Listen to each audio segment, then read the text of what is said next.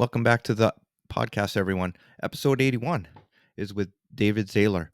We talk about his book, Death of a Fisherman. And content warning, we discuss childhood trauma and abuse. There's information about a suicide and uh, hard stuff. And David talks about healing and recovery from trauma and recovery from substance abuse.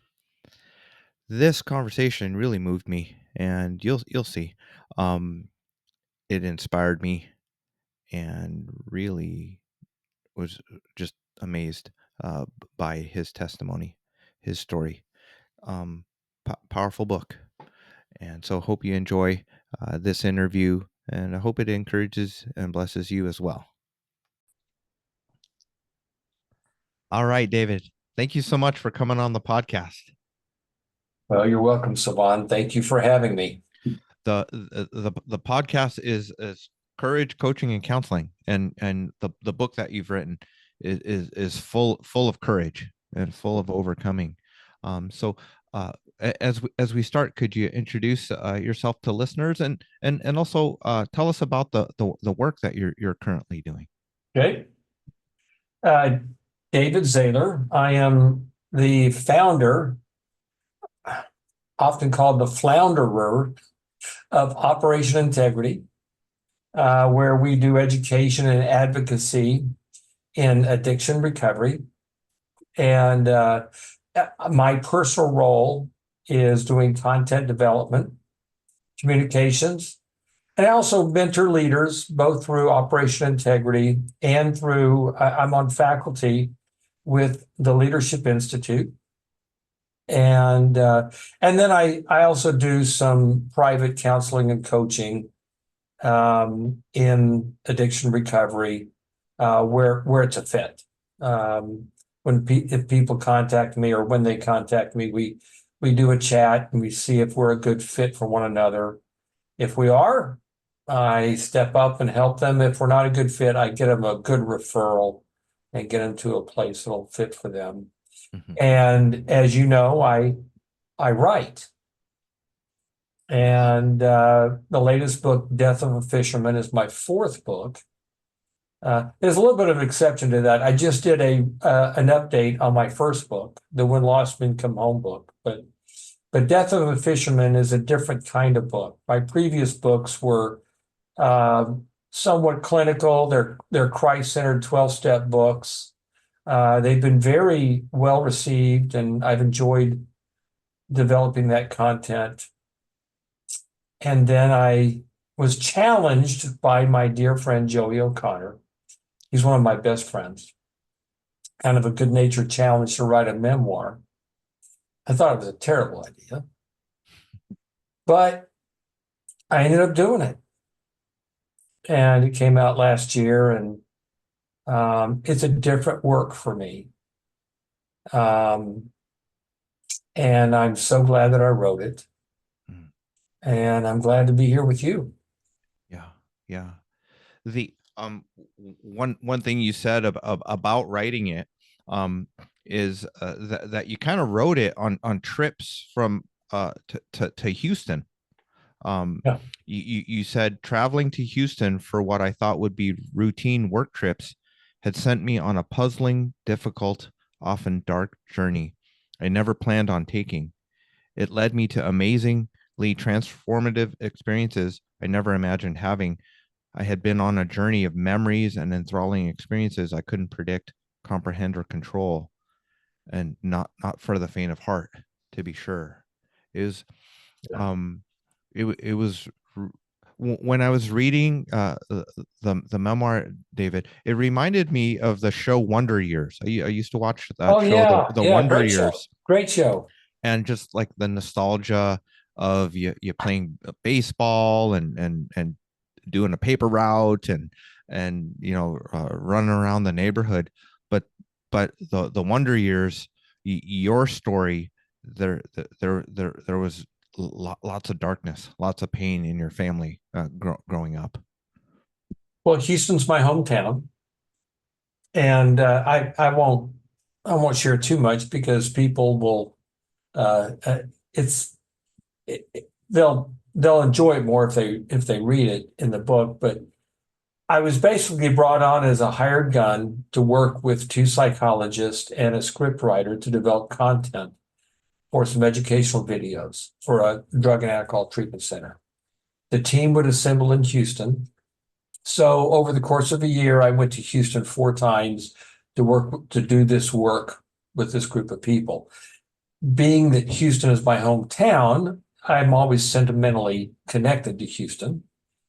But it's also a place that has very harsh memories for me as a child growing up. In fact, I don't think I would say that I had any great memories of Houston. And I remember one day, as I was thinking about the first trip to Houston, I remember just saying, God, I need some help here. I need some help changing my attitude and changing the way I think about Houston, because I want to go, and yet I'm so angry about going. It was a great opportunity. I was really looking forward to working with these people, and yet just the thought of it would make me cuss.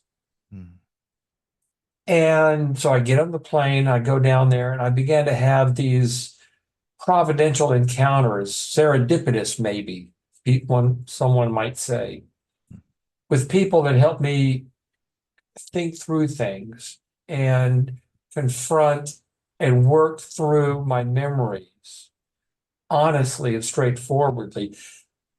I couldn't do that when I was younger.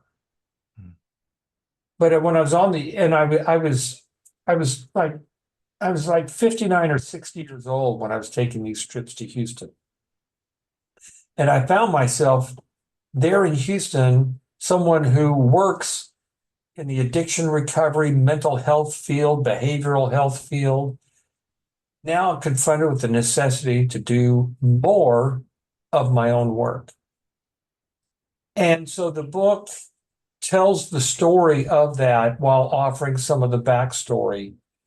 And that's what I'll say. Yes. Yeah. And you said at one point on one of the trips, you said, why do I keep heaping this horror upon myself? Do I want to stay stuck, or do I want to move on? Enough, I heard myself say, I'm tired of remembering things the way I have.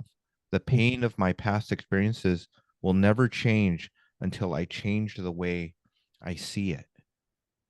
Yeah. And you're the growing up, there was a lot of pain with your father, and your mother was suffering emotionally. Mhm. Can you share a little bit about that? Sure. Well, my father was a bit of a religious rock star in the fact that he was a well-renowned, deeply loved, greatly admired church musician. And he was also distant, narcissistic, addicted, secret addictions to pornography, and who knows what else. My mom, she was his primary recipient of his hidden anger and violence. The violence that he carried inside of himself, he would unleash on her behind closed doors. And as a child growing up, what I saw was, I didn't know it was abuse, but it was abuse. I began to recognize, of course, that as an adult. But as a child, you just grow up with abuse all the time. You don't know what that's abuse. And I was programmed to think of my mom, she's the sick one. If she just get her act together, my dad and my dad would be happy, and then the rest of us could be happy. Mm. And as I mentioned in the book, she ultimately took her own life. Mm. And it was a very sad, tragic um, experience. I didn't realize, as is so often the case, I didn't realize, and I was a young man, I was in my 20s when she took her life. But as is so often the case, I didn't realize how much I loved her. And I didn't appreciate how much care and kindness she had given to me until she was gone. Yeah. And so I had my own sense of grief and sadness and loss and guilt, married to this awakening anger that really turned to rage over time against my father. Mm. Um, and is so often the case in a family like this. Sick families often look for a scapegoat. When mom wasn't there to be the scapegoat, I became the scapegoat. And I began to act like it. Mm. When I began to act like it through drugs and alcohol as a young man. When I sobered up and started working to get healthy, I was astounded at how much my father pushed back. He wanted to keep me Oh, sick. when you were starting to get healthier Yeah, and yeah, sober, he um he was yeah. sabotaging it. Yeah, and I mean, by that time I was living in California and he was still in Houston. But I began to realize that he didn't want me to get too well. And he was going to continue to remind me that I was the screw up, I was the problem. And so that's been a bit of a journey for me.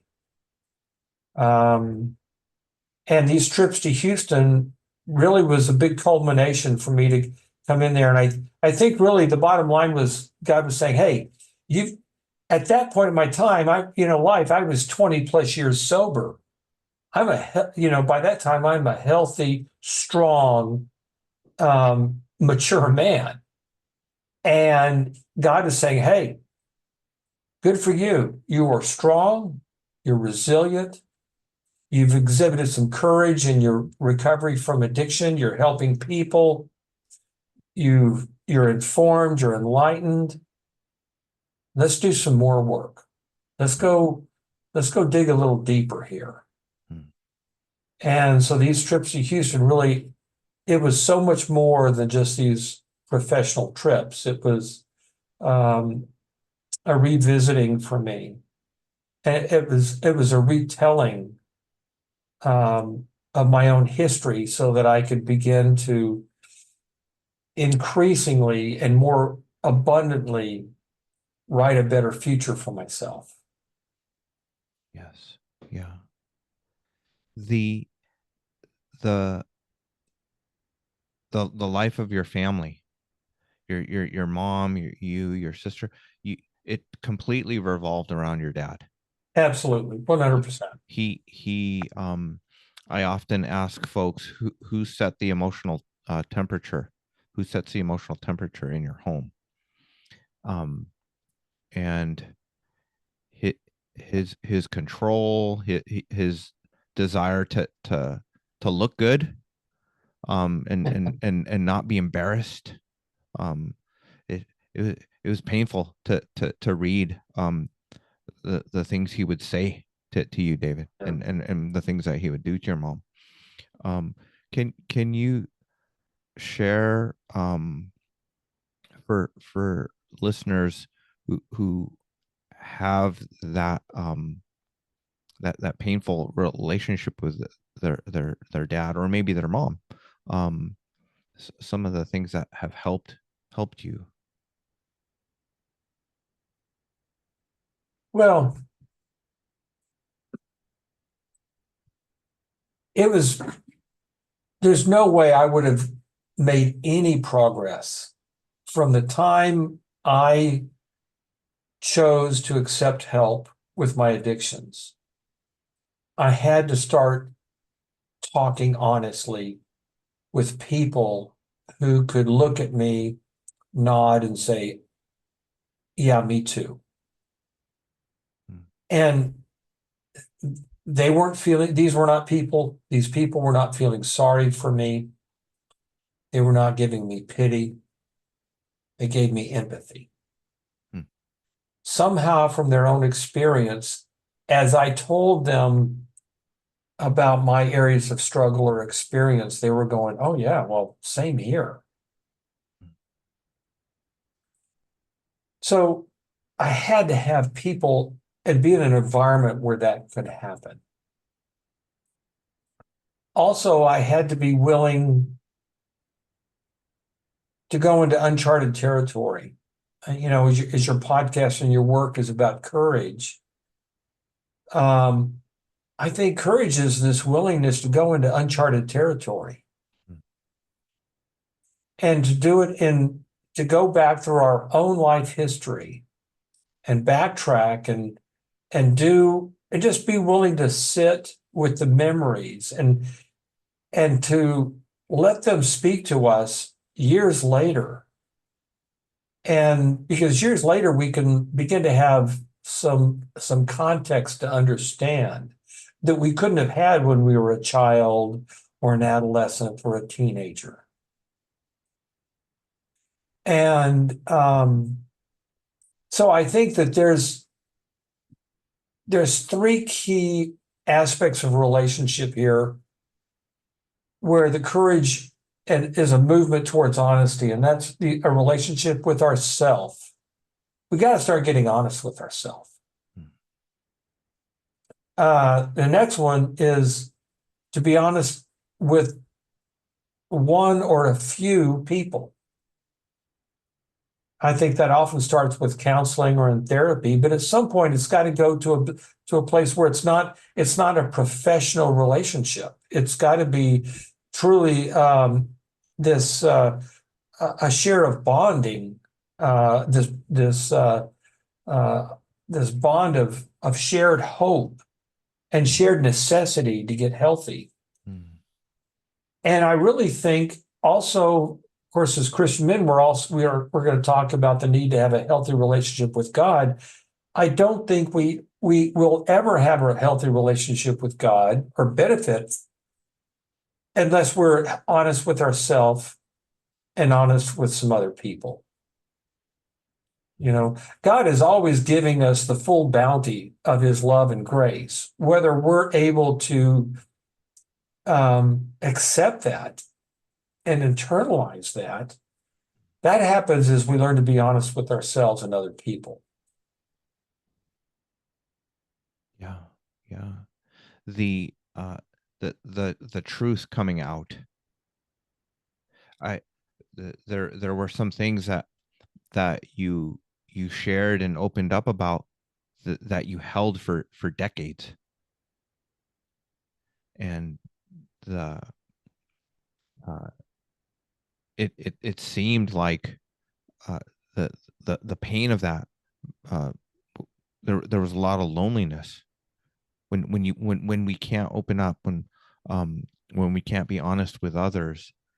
It that lie Right, that we're the only ones that have gone through these things, right. um um or it it disqualifies us. We're particularly broken, or worthless. We carry that. Yeah, shame is this kind of emotional internal branding that says defective. You know what? You'll never measure up. Mm. You're never going to get your act together. And to what degree? And I don't think there's any of us out there that haven't had that or carried that with us in some way and somehow in our life and still have areas of that. Mm. I do know this is that areas of shame and secrecy are areas of deep anguish and isolation. There's a popular TED Talk out there where the guy, it's a wonderful, very enlightening TED Talk. I don't agree everything with it, but there's a lot of good stuff in it where he says the opposite of addiction is connection. Mm. Well, it's a little, an awful lot of people in their addictions are out doing various forms of connection. But it is true that to the degree that people are harboring areas of isolation, areas of secrecy, these are areas of great vulnerability for evil and for hurt. These are the areas that trigger bad decisions. These are the areas that trigger us to run from the opportunity to be close and intimate with people. Now, having said all of that, I think it's a common knee-jerk reaction for people to go, okay, well, I'm going to go tell my secrets. Let me tell you, let me encourage you or every one of your listeners, be wise. It is not necessary for the whole world to know everyone's secrets. And great harm and damage can be done when people kind of run way ahead of guidance and counsel on that. My point in this is that whatever the areas of secrets are, find someone who is trustworthy and start having the dialogue and the conversation. If they can't say to you, man, I understand from either the same experience or a similar experience, if they're offering pity over empathy, or if they're offering advice over connection and fellowship, then they're not the right people. And so Yeah. that's my thoughts on that. Yes. Finding safe people. Yeah. Yes. Finding people who don't want to do teacher mode on you or advice mode, Yeah. but come alongside. Right. Well, teaching mode and advice mode, that's being once, that's let me stand above you and talk down to you. That's what that is. That's the place where people will stand when they don't want to be connected and vulnerable with someone. And believe me, I do communications work. I understand. I'm not connecting intimately and 100% honestly with everybody. There is such a thing as in our conversations and in our interactions as inadvertently casting our pearls before swine. So, yeah. Yeah. Well, building trust and safety. Yeah. It's important Right. to go Right. to go deeper, Right. Yeah. and go to those different places. Yeah. I have 4 male friends that I can tell anything to. These are the friends that they could come over if they want. I mean, I'd have them if they wouldn't want it, they wouldn't feel the need to do this. But if they wanted to come over, turn my house upside down, fine, go ahead. If they want to look at my accounting or in my checkbook, fine, go ahead. If they want to look at my calendar and my date and how I'm spending my time, yeah, go ahead. I have a couple of female friends that are almost as equally close. And but it's a small group of people. And when I wrote Death of a Fisherman, I had to make some decisions. And I did write honestly.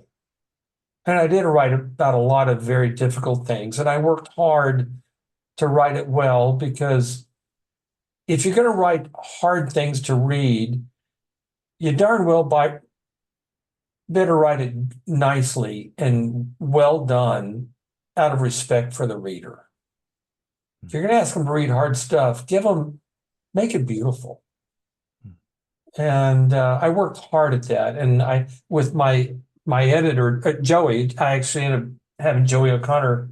I asked him, twisted his arm to be my editor on this project. And we worked very hard at that.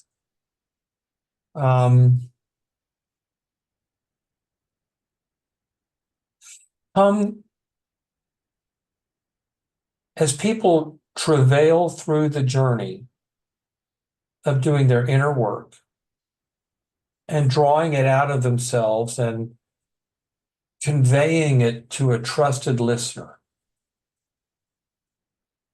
then they find themselves struggling up and down places through dark valleys and rocky trails, this and that, and they come around a bend and they will be astounded at the viewpoint that they will see in their own life. And they will look at that and go, thank you, God, for bringing me to this difficult, fabulous, beautiful place. And so as I was writing Fisherman, I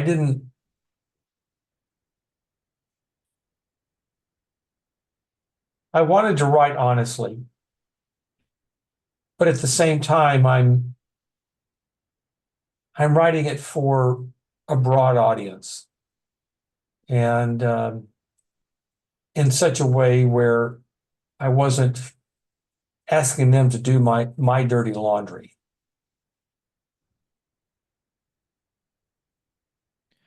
For folks that have been holding on to secrets and pain, and they're scared, or they don't know where to start. Right. Having that inner circle of people can be really helpful. People in your corner.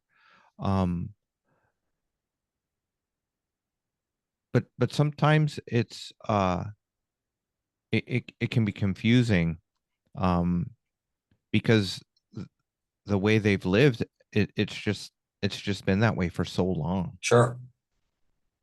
And it's kind of worked okay, well enough, you know. It may not be super healthy. They don't realize how unhealthy it is or how much it's hurting them until like the anger starts coming out. Right. Well, I was a drinker. I dabbled in drugs. I smoked like a chimney, until I was 40 years old. And I just thought, well, okay, it's kind of what I did. Someone asked me, I said, I grew up in a good family. We went, middle class, went to school, had food in the pantry, and went to church every week. Went to church, 3 times a week. And that's how we do it in the South, And it wasn't until I was confronted with crisis and pain. I think most of our self-destructive mechanisms, behaviors, are a secondary response to pain. That's what addiction is. Addiction is a response to pain. The sad part is that it creates more pain, and it creates more self-destruction. But at some point, an intervention happens. If the doctor looks at someone and says, you know what, you're 50 pounds overweight, high blood pressure, diabetic, what's going on here? Guess what? There's a crisis. There's pain. That is an intervention. For me, I got arrested. I got arrested a little tiny little bit of drugs, cocaine. I was a 90s guy, a lot of cocaine in Southern California in the 90s. And I got arrested for that. And the court said, well, you've got to go to a treatment program. I went to the treatment program and I found myself in crisis. And the pain didn't get wasted at that point. The crisis and the pain that people are so afraid of, that's the doorway through which they're going to find a new life. But they got to be willing to at least acknowledge it. And I like to use the term face it. Let's face the pain. You don't have to solve it. You don't have to conquer it, but just admit that it's there. And let that begin to be the beginning. We're trusting God to lay the path for us and lead us and guide us. And we say we're following God's plan for our life. Well, God leads us in the areas in the direction of courage. He's not leading us in these areas of retreat.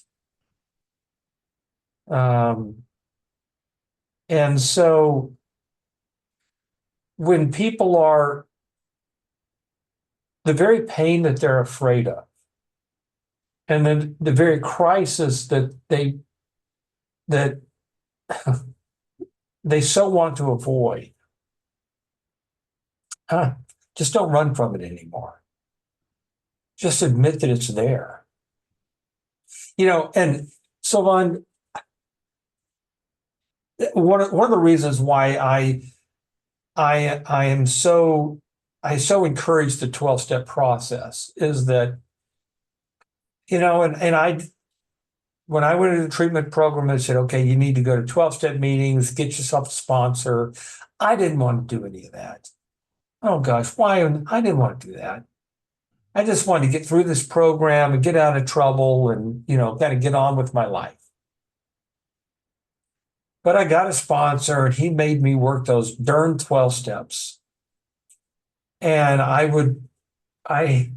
got a notebook and I would write things down, and it was very surface level and very, I wasn't doing a whole lot of internal digging. Going through the motions a bit. Oh, yeah. More than just a bit. I was just kind of checking the boxes. Mm-hmm. But even so, even to the degree that I was so casual about it, I would even say almost disregarding about it. But I began to see things and I began to notice things. And in the conversations with my sponsor, and as I listened to other people tell their stories, I began to go, oh my gosh, yeah, me too. Oh my goodness. And all of these things I found myself kind of developing a momentum toward courage and a momentum toward willingness and a momentum towards honesty.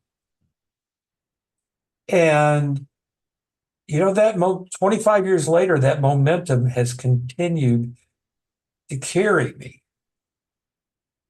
And all I'm doing is I just put one foot in front of the other the best I can. My investment is the willingness, and to be able to say, yeah, okay, let's take a look at this, and to admit that I still have areas of pain and that I'm still have areas of concern and afraid of crisis. And I hope I'm making sense for you and your listeners. Oh, for sure, David. Yeah, the that intervention and that crisis, it's just sometimes it can all come to a head with a legal situation, getting arrested.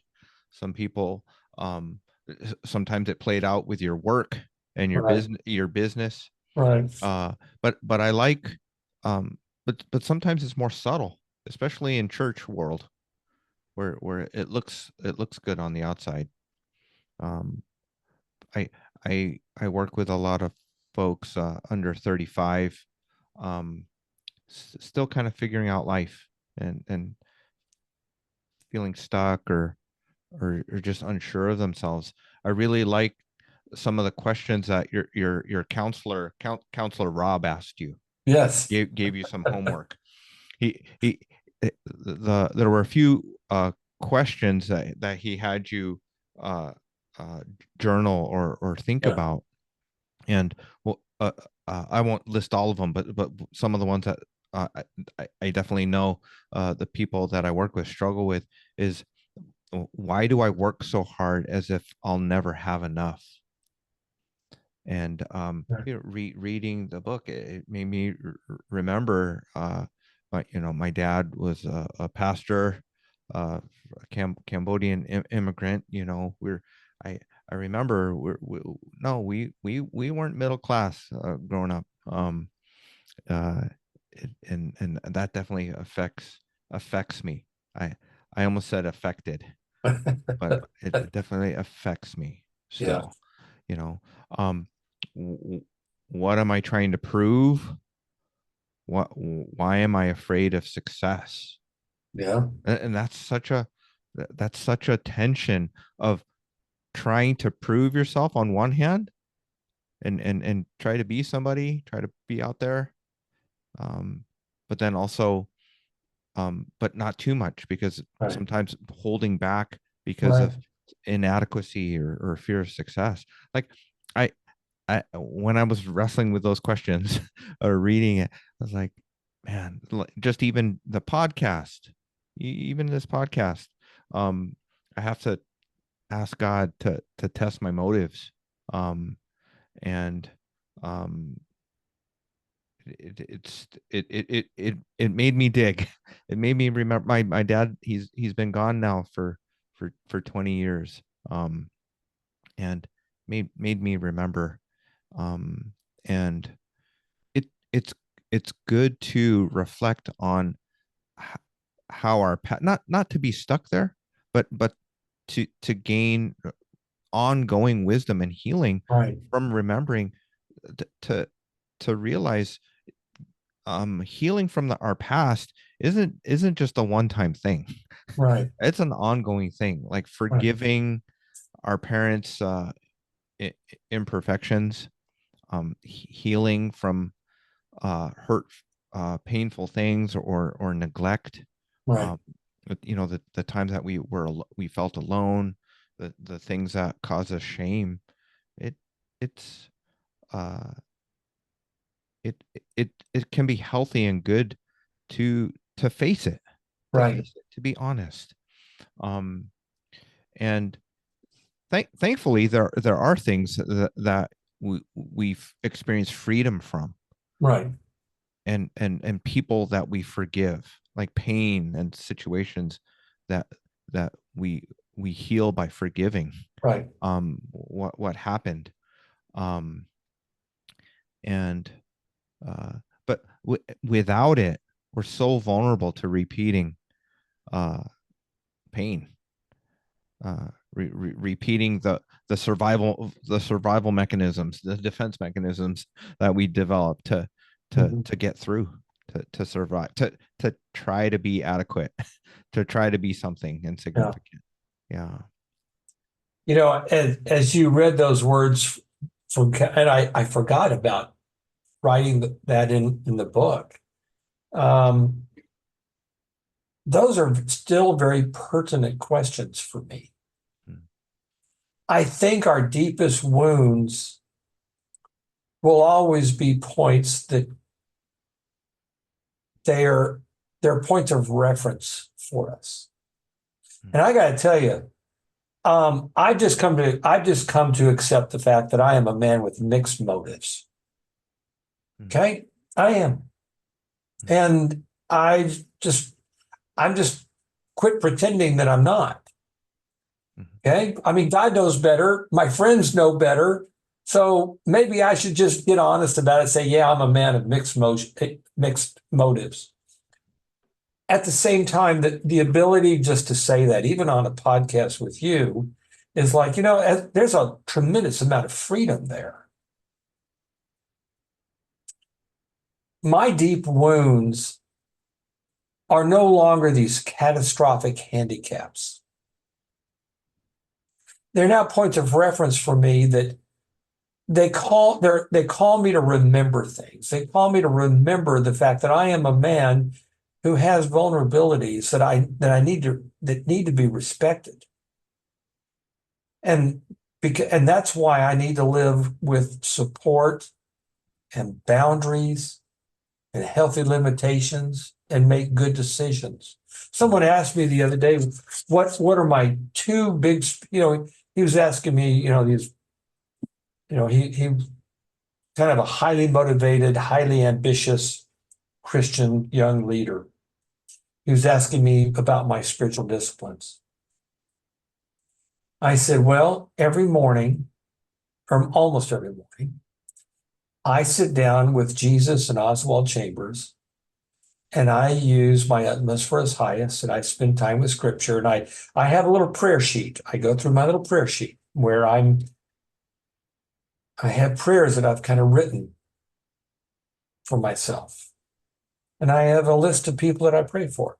And I do this almost every morning a week, not always.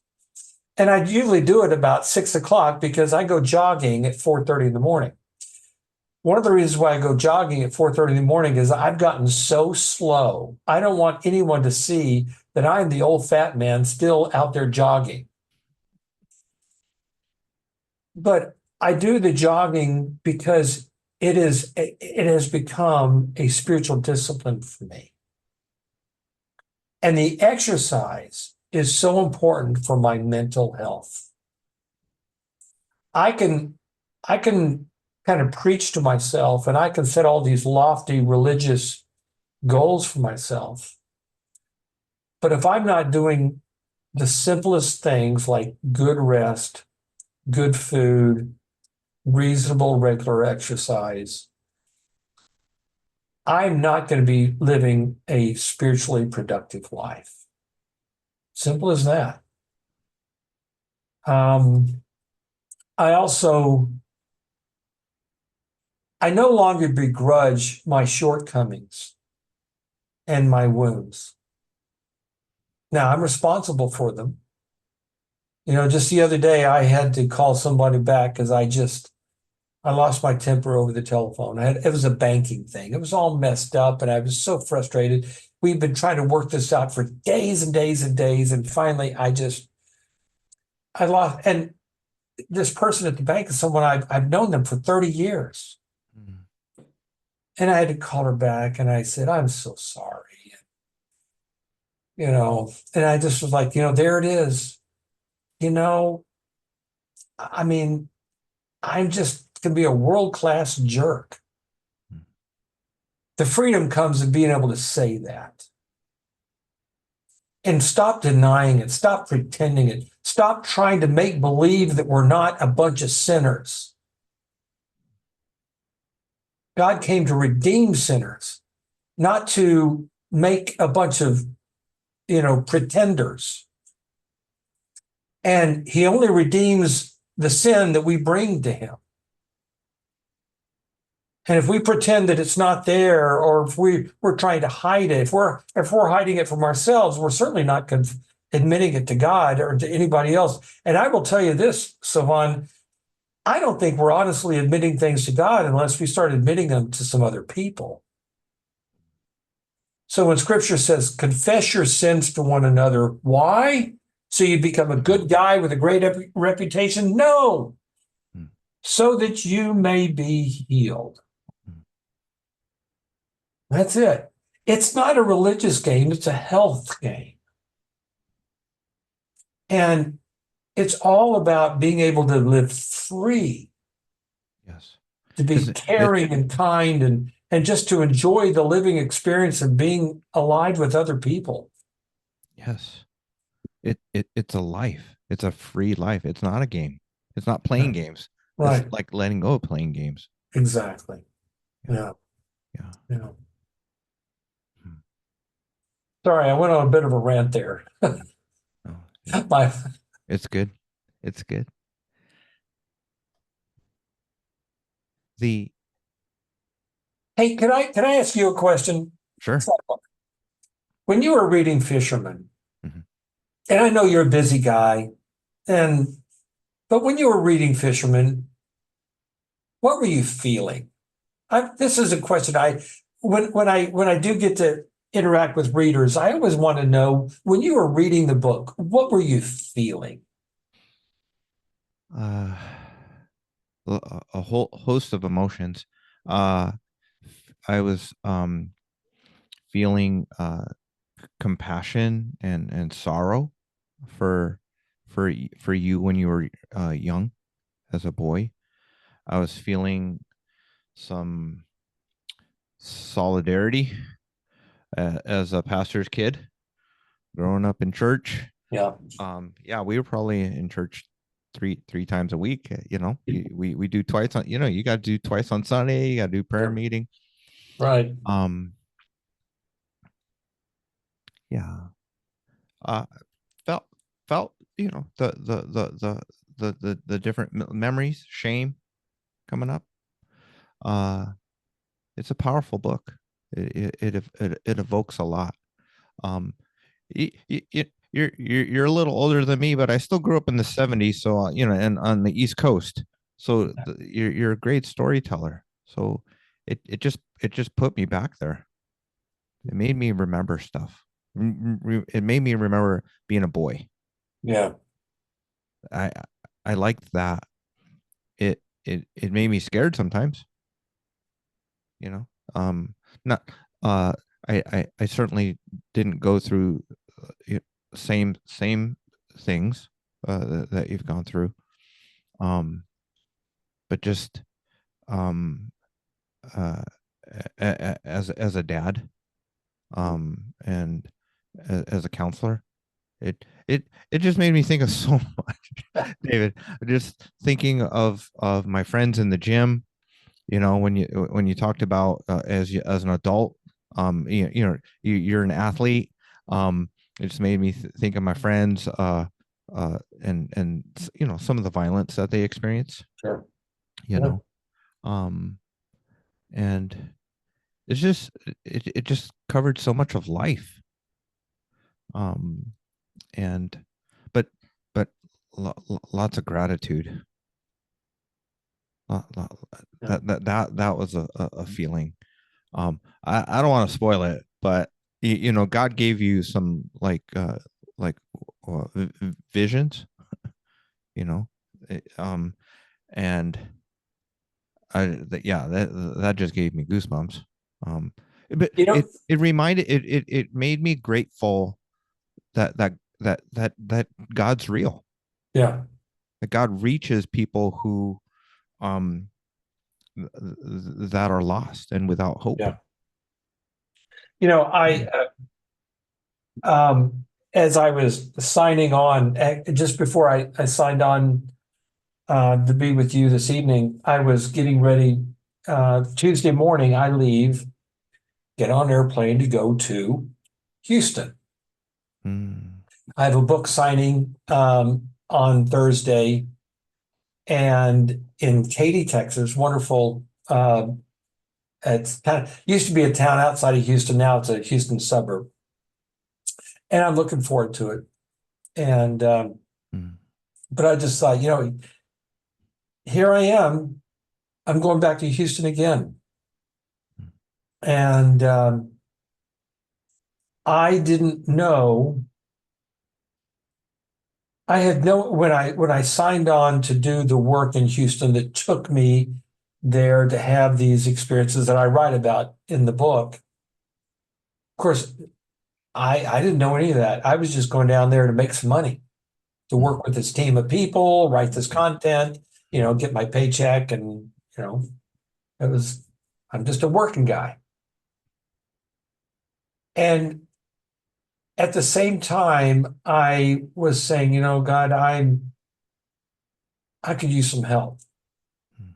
And if anything I've learned in as a man who needed to recover from life-threatening addictions is that my job is to keep my spiritual eyes and my spiritual ears open, Hmm.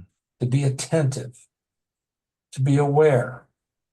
God is always working.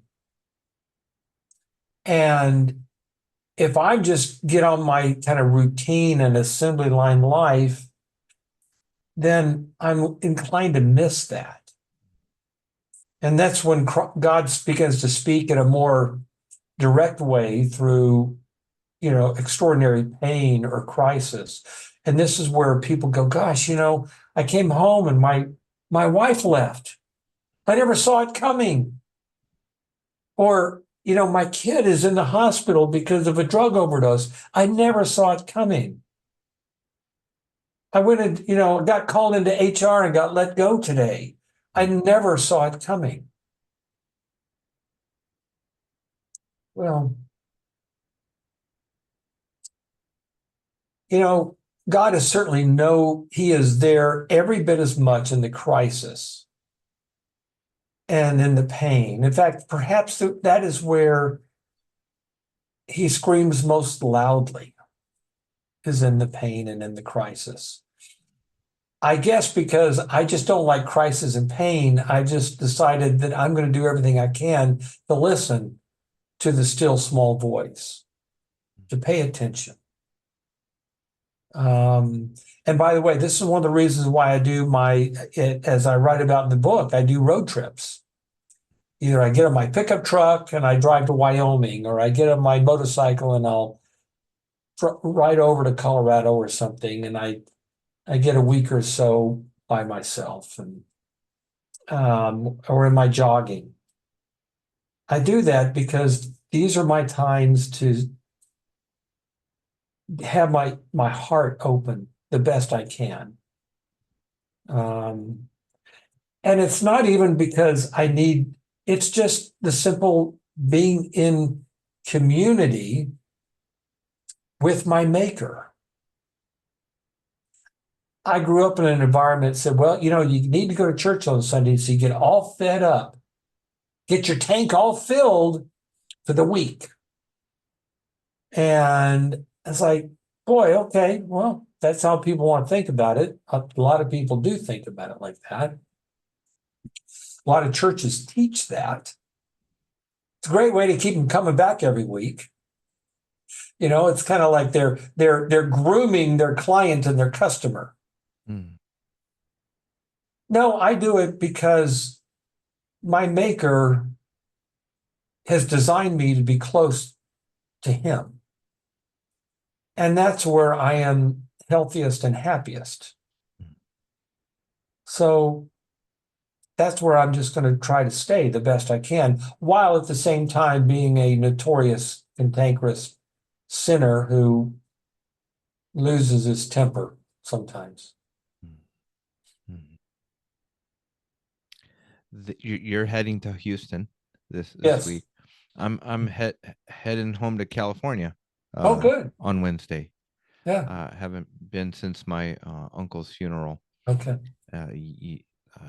It's been 6-7 years now.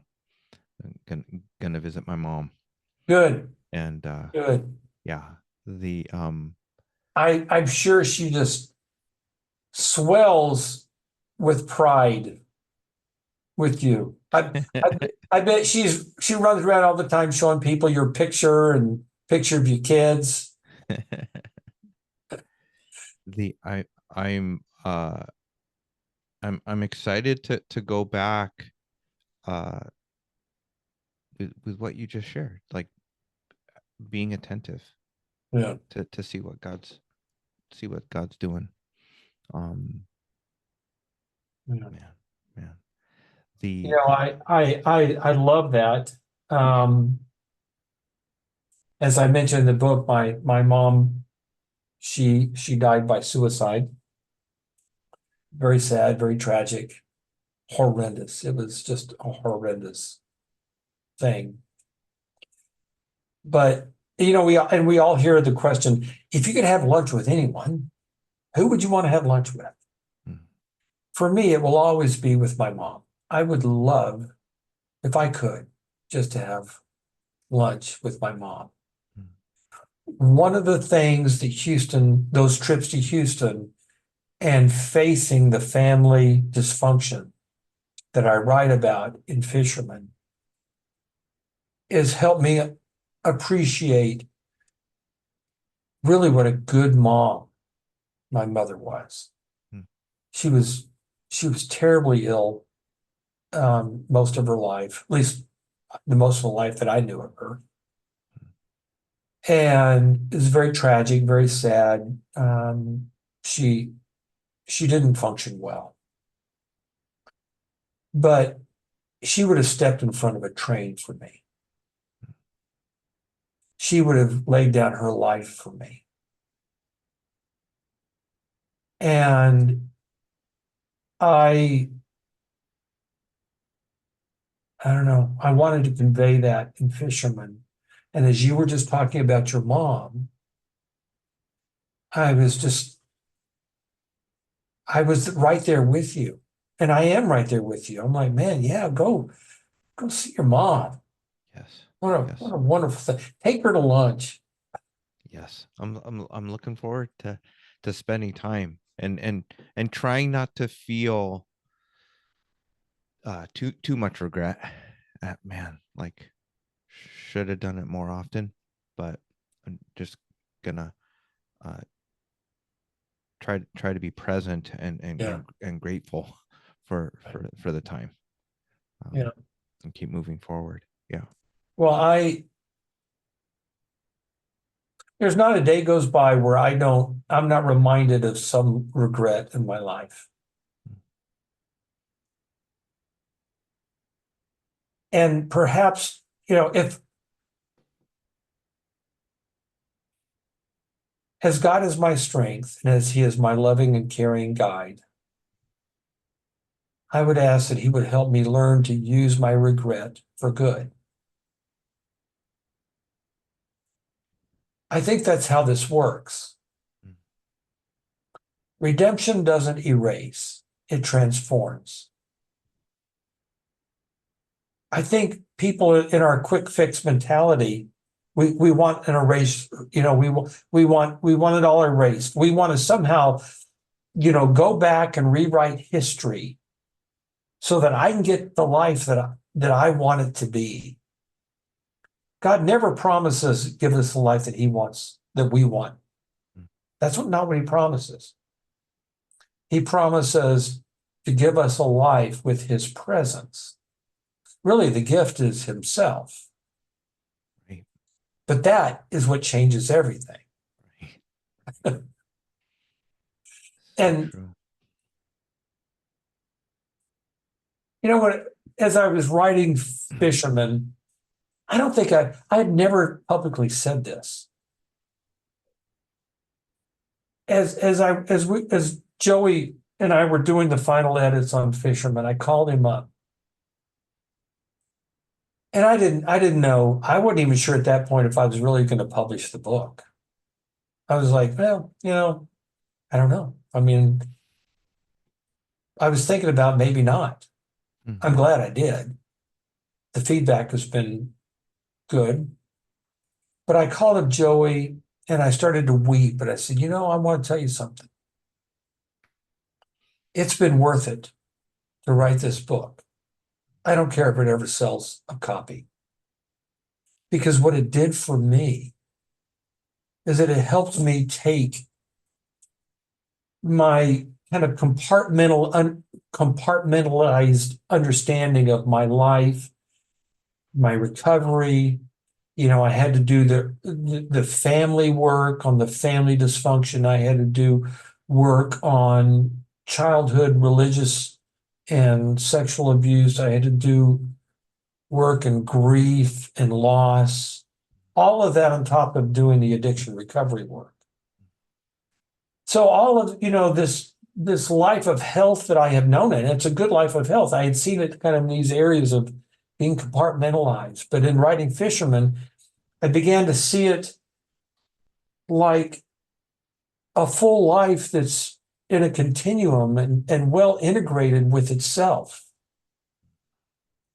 And I just was like so thankful for that. And I realized, and by the way, it took 2.5 years to write Fisherman. Mm. And it's not a big book. It's what I think it's 280 pages. So, you know, it's not like I was, setting the world on fire with writing productivity. But it took that 2.5 years for me to be the person who could finish it up and write that epilogue. Mm. And this is how God works. He's not making a quick little, dime store movie, or a quickie, or, a little 30-minute sitcom. That's not what he does. He's building a life that has context for eternity, and the eternity has already begun. Mm. Gosh, I don't know why I went off on this tangent. Oh no. But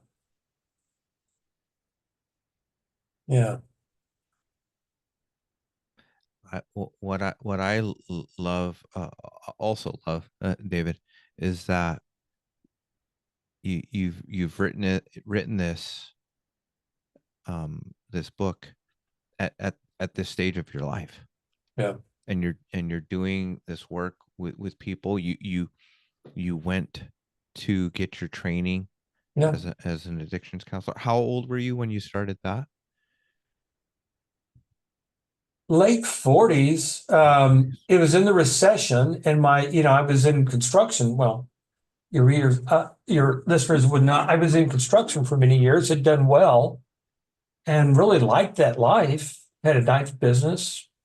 Everything was fine, but the recession, you know, turned that into scrambled eggs. And a friend of mine just said, "Hey, why don't you go to school and become an addiction counselor?" And I was like, "All right," because I honestly I was just saying, "God, give me something to do." I Mhm. mean, I would go to work and be back home from work by 9 o'clock in the morning. And I mean, there's only so many times a week I can sweep out my garage or wash the car. Mhm. And Yeah. so I went to school and did really well. I Yeah. mean, Mm. just made A's and got a good job and worked in the treatment programs and excelled. Um, but I started doing writing and was doing a little bit of communications. I was on the ground floor with Operation Integrity, and it's just kind of that was going to school and learning the basics and getting some of the clinical background, and then working in the treatment centers to get the experience, the hands-on experience of working with clients and working with families.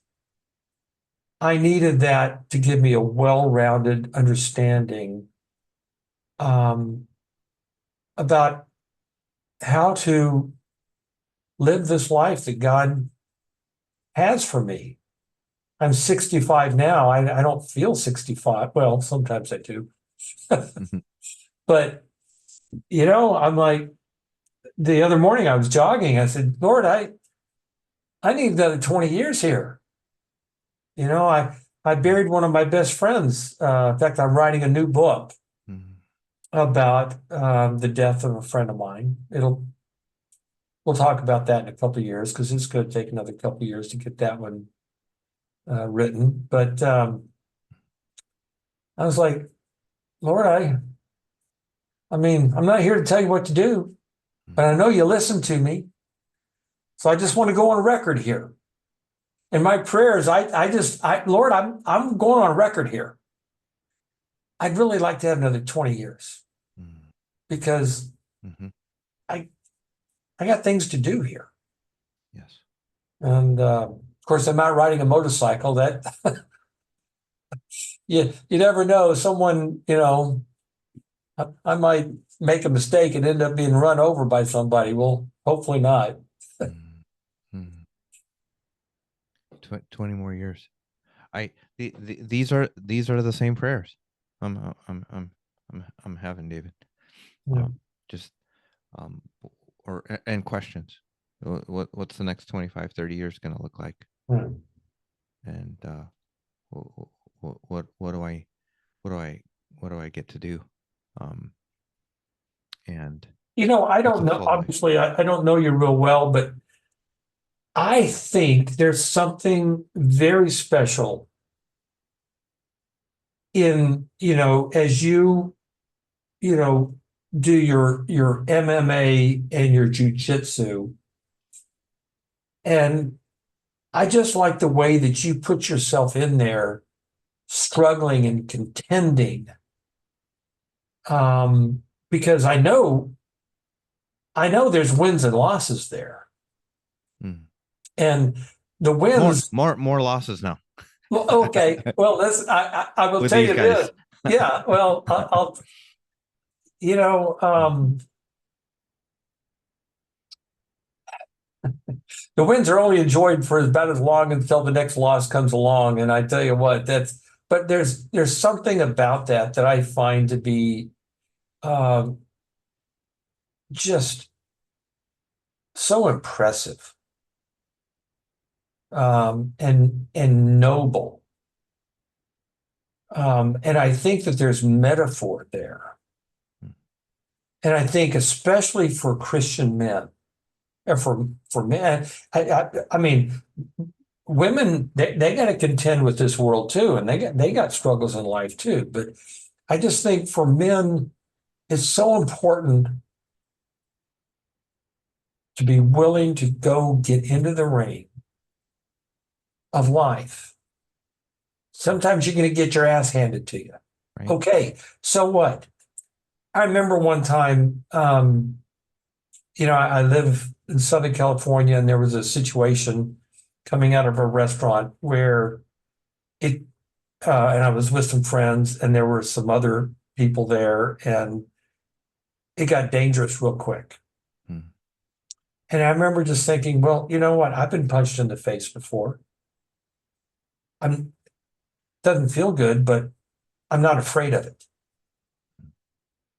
And there's something about being willing to contend with life, and even contend with our own frailties, to contend with our own woundedness, to contend with our own sins and shortcomings, to be willing to face them, admit them, to make amends for them when necessary. And the great value of that is that we're no longer afraid of ourselves. And I don't have to make excuses for myself. And you know what? The people who know me the best are the ones that are not terribly impressed with me. And that's just fine. Right. That's just fine. Yes. There's no need to make a good impression. And There's a lot of freedom in I not have a lot of freedom there. having to pretend or Yeah. keep that front up. Yeah. Yeah. No. A lot of, it's one of the first things that I remember as a child, and as a teenager, and as a young man growing up in church and in the family that I grew up with. There was this, it was so important for you to portray this image of respect and dignity, and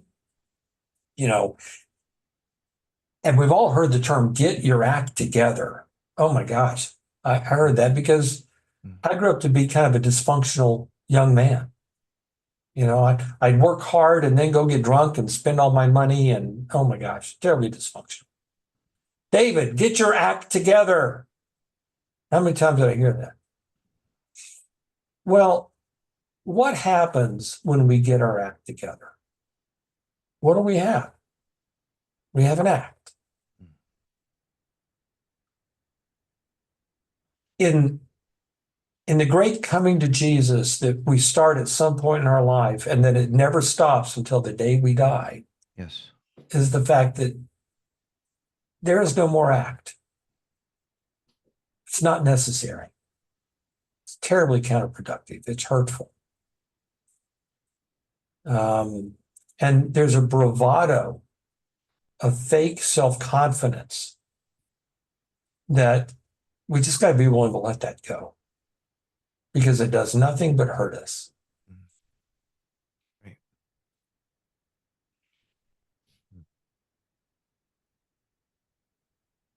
That's so good. Yeah.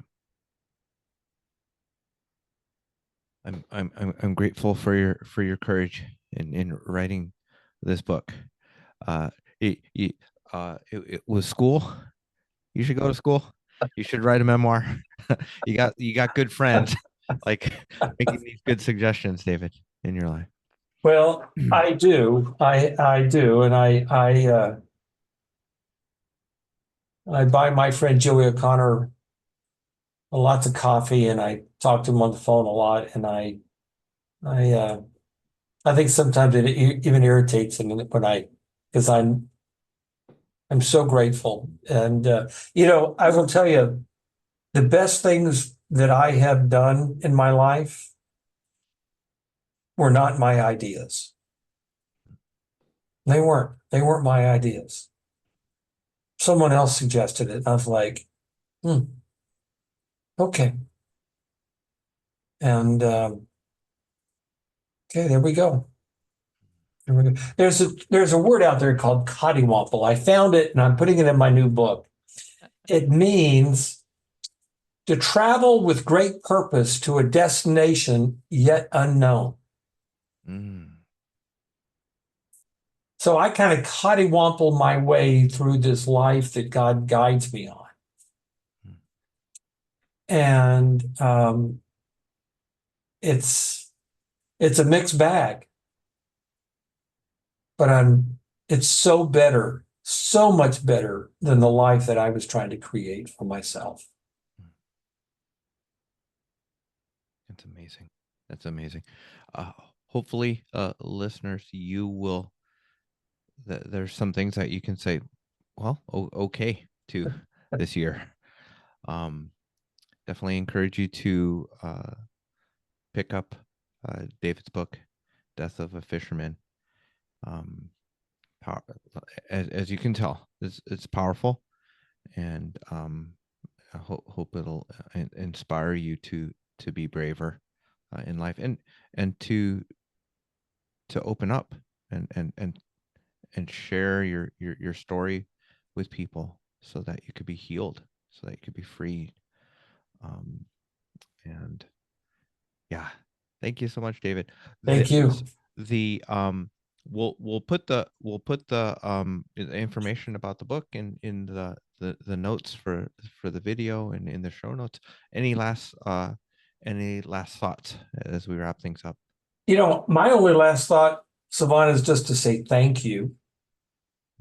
I want, we've never met face to face, and I want to do that at some point. I have quietly here just said, hey, God, really like to see that happen. And I want to thank you, your listeners and your viewers. And we'll do it again sometime. Appreciate it. Yes. All right. Thank you, David. Thank you. Bye. All right.